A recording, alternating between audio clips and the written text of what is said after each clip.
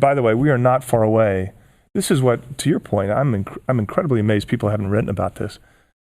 It's not a big leap to get, once you have a functional quantum computer, Correct. It's not a big leap to get from 53 to 256. Right. The moment you have 256, you can crack that encryption software in milliseconds. It's over. And so what I can tell you right now, the industry, especially the cybersecurity industry, is scrambling right now because we have a massive problem on our hands and we haven't figured out how to solve it yet. And we have to do something. We literally need to have different methods of encryption and security to protect our most vital information. All of our banking, both our security on military, absolutely, missile launch, everything. Corporations, governments, everything. Intelligence organizations, you and I, the whole bit. All right. Do you believe the singularity is real? Well,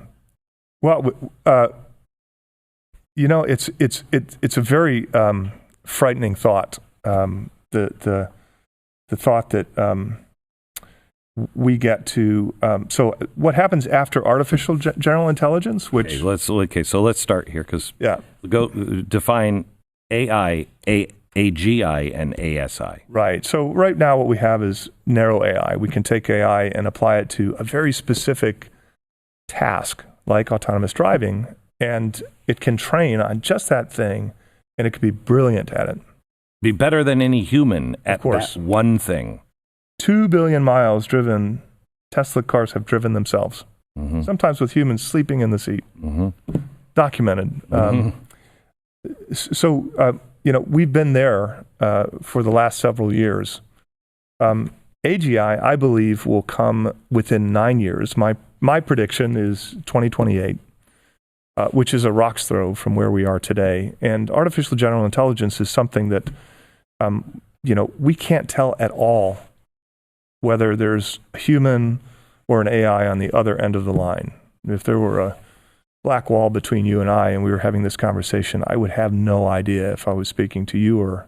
Except, if I understand it right, AI, narrow AI, is one task and it can be much better than you. Yes. Okay? But once you start to ask it questions about something other than chess or building this car or whatever it is, it has nothing. Nothing. So artificial general intelligence is just like humans, that it's good at multiple things. Yes. But is it better than humans in all those things like AI is in that one narrow shaft? Is that general intelligence General bigger? Intelligence is unrecognizable from a human level of intelligence and has essentially the world of information at its fingertips. So it is smarter than us, or at least just the smartest person in the world. You can think of it as the smartest person in the room. Superintelligence, artificial superintelligence. Well, that's my question.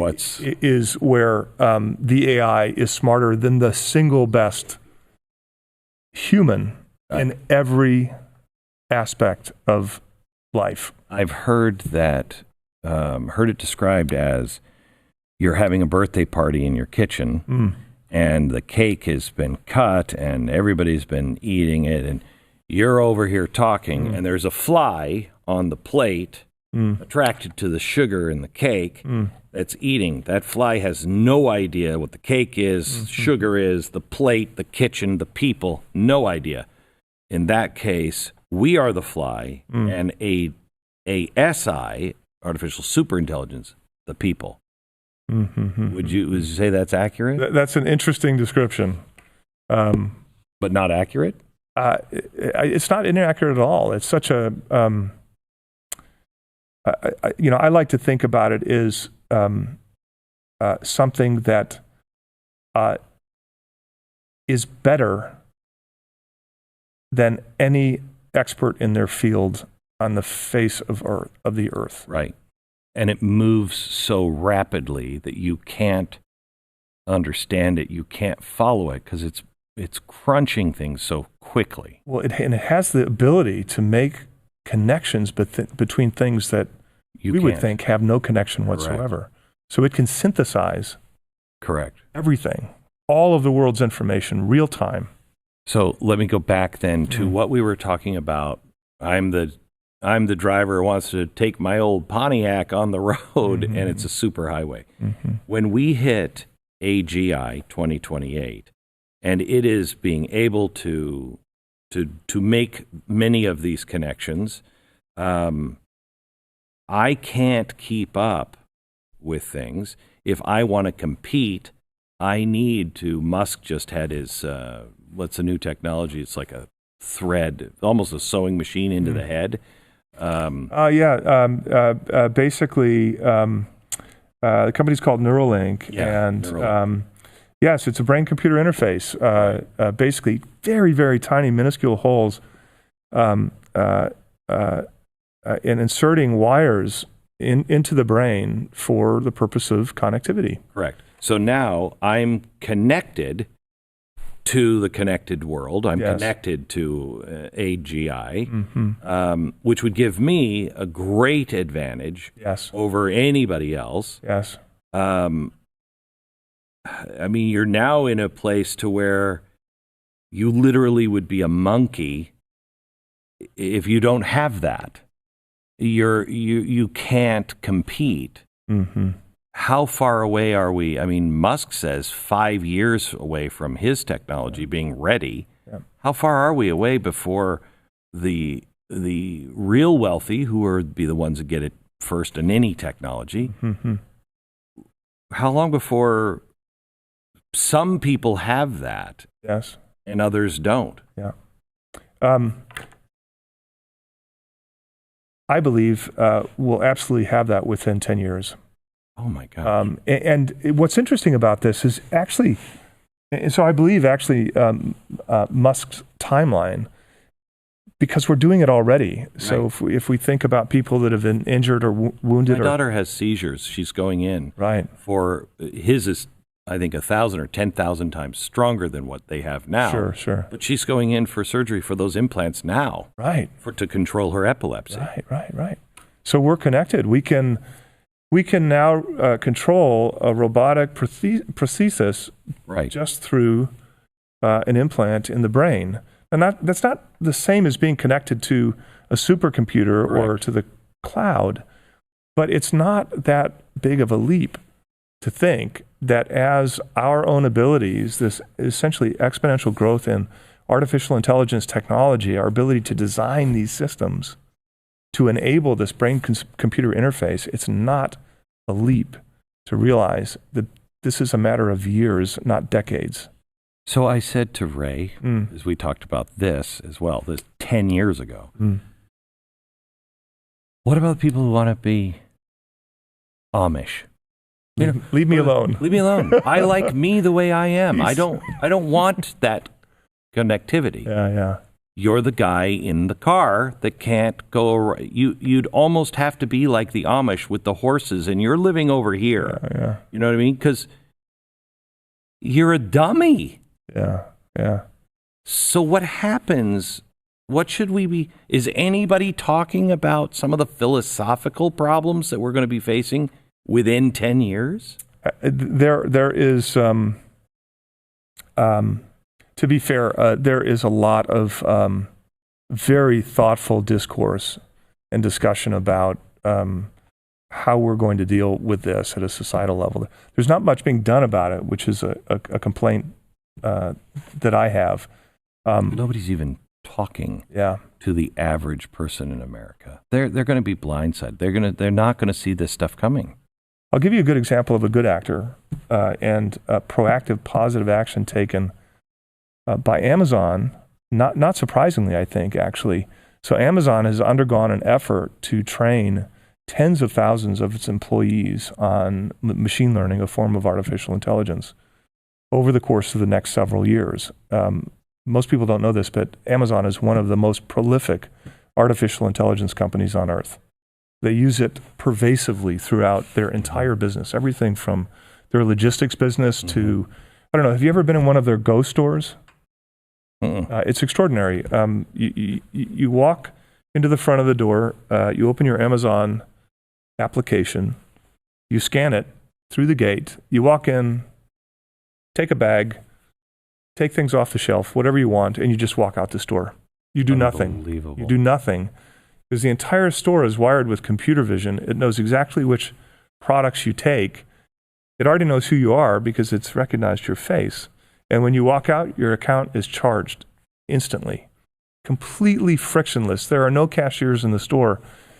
So they use it for the retail environment. They use it across their cloud computing systems. They use it in their recommendation engines for their e-commerce business.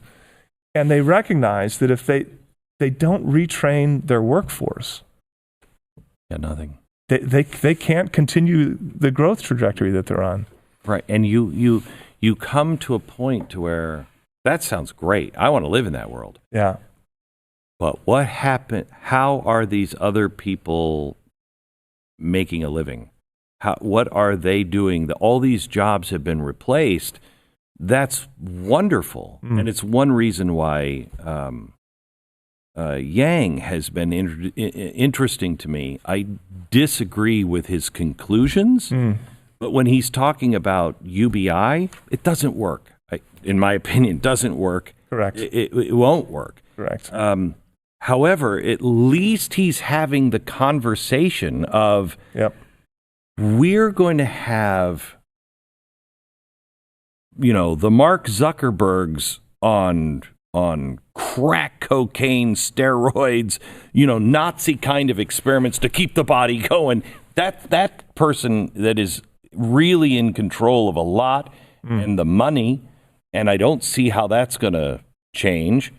And then you're going to have all the people who have just lost their jobs and didn't even see it coming. How do you make this world work? Which is jobs. Yeah. Does that make sense? It does. It completely does. The way I look at it is, we're going to have two buckets of people. One bucket will be those that are willing to retrain, to willing to literally find a new purpose, a new career. There will be jobs. There will be tons of jobs. There will be economic expansion like we've never seen before. Sure. But we have to be flexible in terms of what we're doing. If we still want to dig coal, we're in trouble. That's the second bucket, which is the bucket that says, I've done this for 20 years, and that's all I'm going to do until I retire. And this is going to be where the societal challenge is. Because we have jobs that we need to fill. For example, right now, there are more than 1 million job openings unfilled in artificial intelligence and machine learning, data science. Unfilled. There literally aren't people to take those jobs. And we have people that could potentially fill those jobs if they underwent training. So what I love about what Amazon is doing, they're being proactive about addressing this issue. Boy, and they're getting heat like they're an evil company. Yeah, they're much... Google and Facebook are... No, Amazon is not evil. It's creating extraordinary wealth. Not only for itself, but for its investors and for its employees, and it's still growing at that size, $1 trillion company. They're not in the end. They're not a website, and they're not a sales company. They are a predictive shipping company, are they not? In the end, everything. If we just picture what they built. They built the best smart home speaker on the market. Everybody thought they were just an e-commerce company. They just released a fabulous product, a pair of glasses, not too dissimilar than the ones that you wear, normal kind of form factor. But guess what's inside? Semiconductor technology and voice recognition technology that allows you to communicate through your smartphone with Alexa. It is a Trojan horse for carrying Alexa with you all day long. Where you go? That story didn't work out well. They haven't figured it out yet. No, but the Trojan horse story doesn't work out well for... Well, I think in the case of Amazon, it could be incredibly useful. Sure. To not even have to take the phone out of your pocket and just the idea too is, as I understand it, that as soon as Amazon can predict you with 90% accuracy, they'll ship the things to your door before you know you even need it. And then as long as you're only returning less than 5%, they make money, and they close that gap on accuracy, on knowing you. They will get there. Right? They will get there. And that's who they really want to become. Yes. Right? Yes. Part of their business